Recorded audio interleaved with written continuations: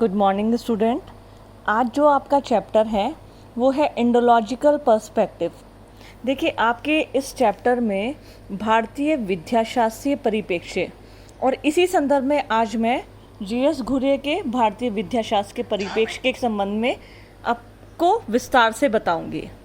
देखिए, सबसे पहले तो हमारे लिए ये जानना ज़रूरी है आप सभी के लिए कि भारतीय विद्याशास्त्रीय परिप्रेक्ष्य का अर्थ क्या होता है।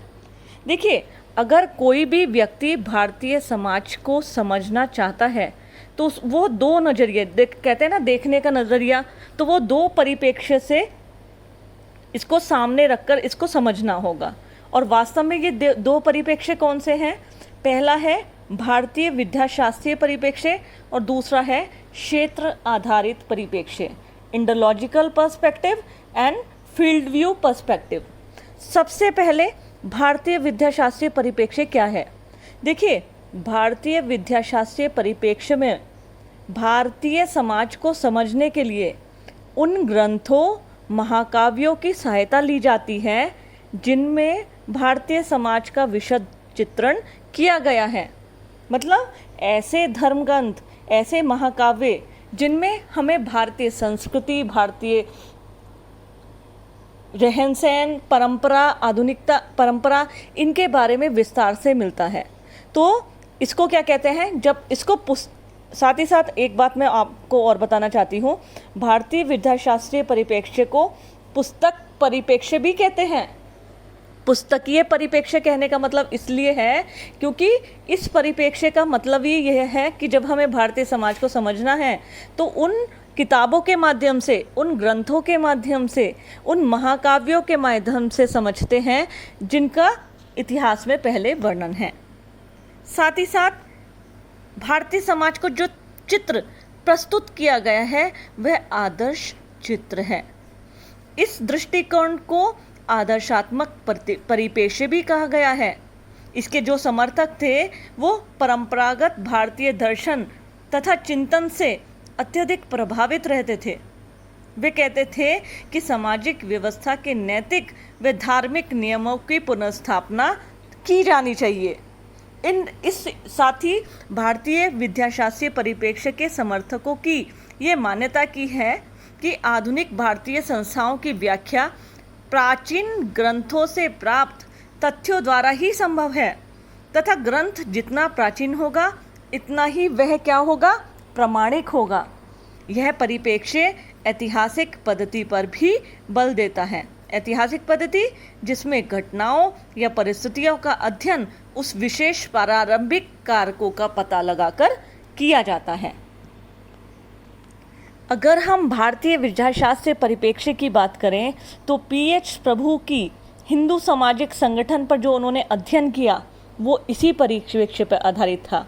केएम कपाड़िया ने हिंदू नातेदारी का जो विश्लेषण किया, साथ ही साथ परिवार का विश्लेषण किया। इसी के साथ इरावती कर्वे का हिंदू समाज का विवेचन, जीएस घुर्रे ने जो जाति एवं व्यवसाय और वर्ग नातेदारी इनका अध्ययन किया। लुई ड्यूमा, उन्होंने भी भारतीय जाति व्यवस्था का विश्लेषण इसी परिप्रेक्ष्य से किया जिसे हम कहते हैं भारतीय विद्याशास्त्रीय परिप्रेक्ष्य।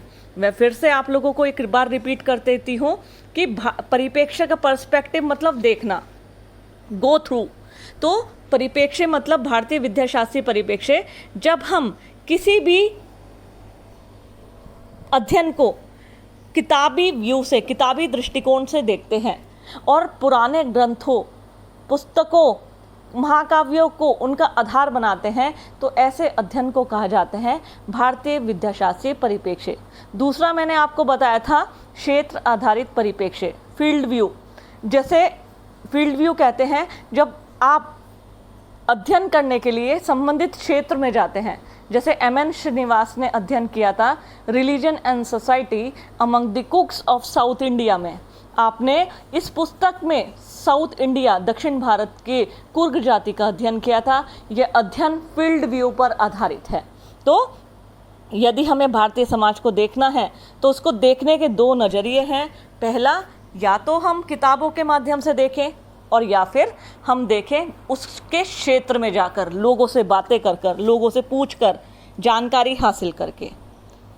तो स्टूडेंट ये था भारतीय विद्याशास्त्रीय परिप्रेक्ष्य। अब आता है डॉक्टर जी.एस. घुरिये के भारतीय विद्याशास्त्रीय परिप्रेक्ष्य के संबंध में उनके विचार। सबसे पहले मैं आपको बता दूं कि जैसा कि पिछली वीडियो में मैंने आपको बताया था, जी.एस. घुरिये भारतीय समाजशास्त्र के संबंध में हमेशा से जाने जाते रहे हैं।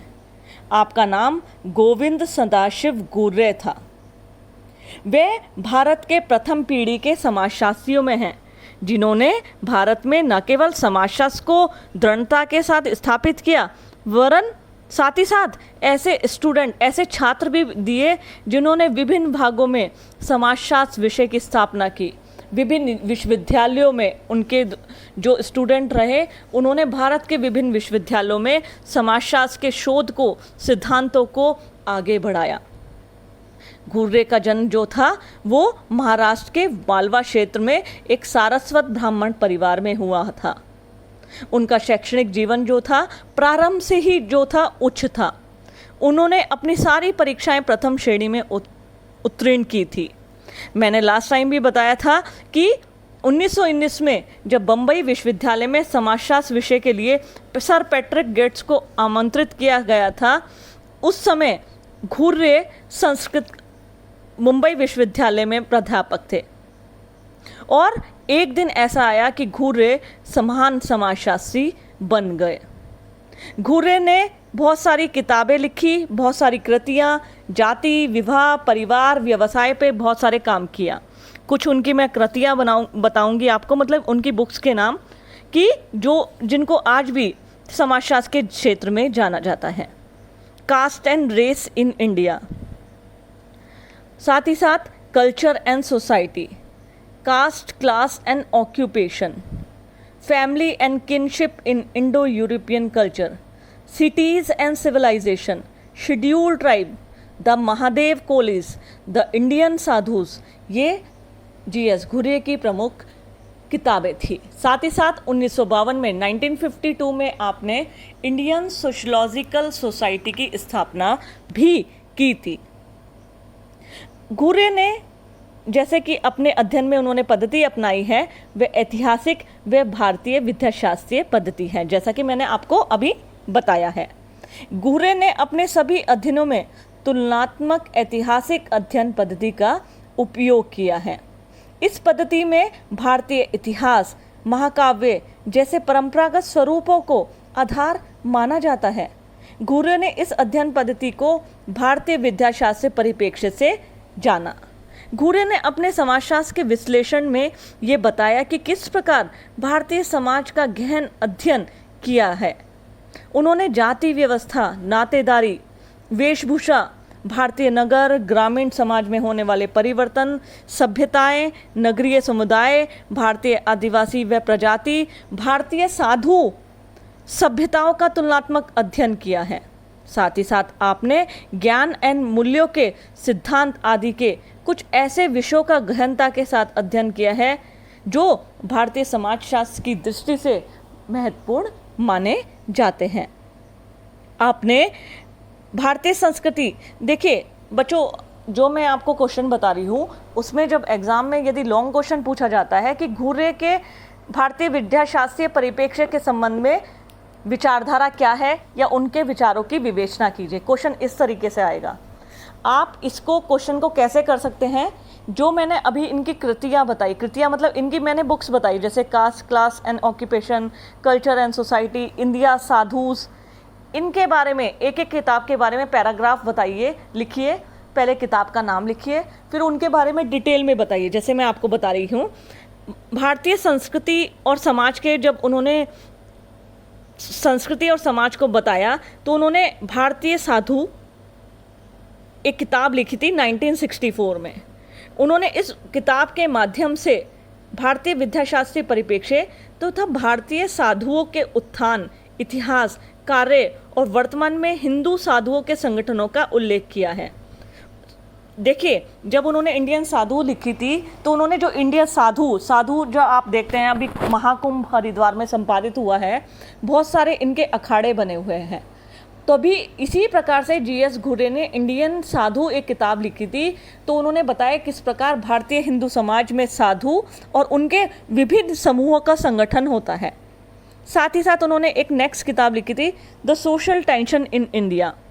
आपने तनाव, मतलब व्यक्ति जो हमारे तनाव होता है उसमें तनाव का तुलनात्मक अध्ययन प्रस्तुत किया है।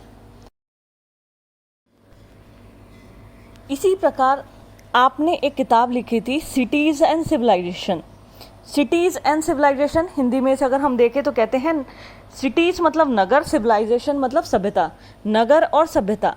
अपनी इस किताब में आपने अमेरिका एवं इंग्लैंड के नगरों का इतिहास, भारत के नगरों की स्थिति एवं उनकी वृद्धि, नगर के राजधानियों के रूप में, विशाल नगरों के रूप में विस्तार से बताया।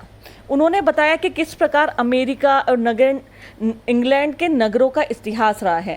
साथ ही साथ जब उन्होंने पश्चिमी इनके यूरोपियन कंट्री और पश्चिमी देशों के नगरों के बारे में बताया, तो उसके बाद आपने भारत के नगरों और उनकी स्थिति, फिर साथ ही साथ जो इनकी जनसंख्या में वृद्धि और विस्तार हुआ, इसको भी विशाल नगरों के बारे में बताया। नेक्स्ट अगर हम बात करें, घुर्ये ने अपनी पुस्तक, एक फेमस पुस्तक है, मतलब समाजशास्त्र के क्षेत्र में यदि बात करें तो कोई ऐसा व्यक्ति नहीं होगा जो जीएस घुर्रे, गोविंद सदाशिव घुर्रे की किताब कास्ट, क्लास एंड ऑक्यूपेशन से परिचित नहीं होगा। अपनी किताब कास्ट, क्लास एंड ऑक्यूपेशन में जाति प्रथा के लक्षण, स्वरूप और विभिन्न युगों में जाति, प्रजाति और भारत से संबंधित जातियों के बारे में बताया। देखिए, इस किताब में आपने जाति प्रथा के लक्षण, साथ ही साथ जाति की प्रथा की उत्पत्ति कैसे हुई, वो सिद्धांत जिसे हम प्रजातीय सिद्धांत के नाम से जानते हैं, विभिन्न कालों में भारत में जाति का क्या स्वरूप था, पहले वर्ण किसे कहते थे और वो अब कैसे जातियों में परिवर्तित हो गए, साथ ही साथ अनुसूचित जातियाँ और व्यवसाय, जैसे हमारी इस किताब के नाम से स्पष्ट है, कास्ट, क्लास एंड ऑक्यूपेशन, कि किस प्रकार हम व्यवसायों को जातियों के साथ से जोड़ते हैं। भारत में आज भी कहीं ना कहीं कुछ क्षेत्रों में जातिगत आधारित व्यवसाय होते हैं। इस प्रकार उन्होंने अपनी किताब कास्ट, क्लास एंड ऑक्यूपेशन में जाति प्रथा, जाति के स्वरूप, उनकी उत्पत्ति, जाति, प्रजाति से उसका संबंध, भारत के बाहर से जो आर्य प्रजाति के लोग आए थे वो, और अनुसूचित जातियां और उनके व्यवसाय के बारे में विस्तार से बताया है। नेक्स्ट उन्होंने अपनी एक पुस्तक द शेड्यूल ट्राइब में भारत में जो भारत में अनुसूचित जनजातियां थी उनकी समस्याओं के बारे में, उसके समाधान के बारे में विस्तार से बताया। साथ ही साथ अपनी इस किताब जिसका नाम था द शेड्यूल ट्राइब, इसमें उन्होंने भारतीय जनजातियों के सामाजिक संगठन, परिवार, विवाह, नातेदारी और धर्म के बारे में भी काफ़ी कुछ बताया है। साथ ही साथ अगर हम जीएस घुर्रे की बात करें, धर्म के समाजशास्त्र के अपने अध्ययन में घुर्रे ने धार्मिक विश्वास, कर्मकांड, संस्कार तथा भारतीय परंपरा में साधु की भूमिका पर प्रकाश डाला। जो मैंने अपने बताई थी इंडियन साधु, उसके साथ ही साथ आपने विभिन्न प्रकार के धार्मिक विश्वास, कर्मकांड, संस्कार, इनको भी विस्तार से बताया। धर्म के बारे में घुर्रे ने प्राचीन परंपराओं, धर्म ग्रंथों का सहारा लिया। आपने कहा कि भारतीय धर्म में जो विभिन्न देवी देवताओं होते हैं, जैसे हम देखते ही हैं शिव, विष्णु जी, लक्ष्मी जी, दुर्गा आदि के उद्भव और उनका सार गर्भित विवेचन भी जीएस घुर्रे ने किया है। उन्होंने पूजा की बृहद स्तरीय पद्धति, किस प्रकार उस पर विश्वास है और आज भी कैसे हम उन पर विश्वास करते आ रहे हैं, इसके बारे में विस्तार से चर्चा की है। तो घुर्रे का भारतीय विद्याशास्त्रीय परिप्रेक्ष्य के प्रति काफ़ी अटैचमेंट था, जिसे हम कहेंगे काफ़ी मोह था। उन्होंने अपने कई अध्ययनों में अत्याधुनिक सर्वेक्षण विधि और सांख्यिकी तकनीक का भी प्रयोग किया है, पर भारतीय समाजशास्त्र और सामाजिक मानवशास्त्र में जो उनका अनुभव रहा है वो कहीं ना कहीं आज भी परंपराओं की जड़ों को मजबूत करता है। देखिए, घुर्रे ने जितने भी अध्ययन किए, इस बात को ध्यान रखना, उन्होंने अपने अध्ययन संपूर्ण भारतीय समाज के संदर्भ में किए, यानी अखिल भारतीय संदर्भ में किए हैं। उन्होंने जातियों और जनजातियों में भी जो अंतर किया है वो भारतीय संस्कृति व भाषाई आधार पर किया है। उन्होंने सामाजिक संरचना और परिवर्तन के अध्ययन हेतु विभिन्न संज्ञाओं और अवधारणाओं का प्रयोग किया है। अंत में बच्चों, ये जो क्वेश्चन का जो हम वो लिखेंगे निष्कर्ष में, अंत में आप बताइएगा कि किस प्रकार घुरे ने अपनी समस्त रचनाओं में, जितनी मैंने पुस्तकें बताई है, भारतीय विद्याशास्त्रीय परिप्रेक्ष्य का संतुलित ढंग से प्रयोग और विश्लेषण किया है। घुरे के भारतीय विद्याशास्त्रीय परिप्रेक्ष्य के उपयोग जैसे उनके जो शिष्य थे उन्होंने भी आगे किया, जैसे के.एम. कपाड़िया ने भारत, और वो के.एम. कपाड़िया की किताब थी marriage and family in India, उसमें भी उन्होंने भारतीय विद्याशास्त्रीय परिप्रेक्ष्य का प्रयोग किया था। तो घुरे ने भारतीय कला, नृत्य, वेशभूषा और इसकी संस्कृति पर बहुत सारी पुस्तकें लिखी, और जैसे कि हम बता ही रहे हैं कि धर्म के संबंध में उन्होंने हिंदू, जैन और बौद्ध धर्म के कई दर्शनों को अपनी पुस्तकों के माध्यम से प्रस्तुत किया। इसी प्रकार घुरे ने प्राचीन काल से लेकर आधुनिक काल तक भारत की संस्कृति, कला का विस्तार से भारतीय विद्याशास्त्रीय परिप्रेक्ष्य के संबंध में अध्ययन किया है। तो ये था जी.एस. घुरे का भारतीय विद्याशास्त्रीय परिप्रेक्ष्य।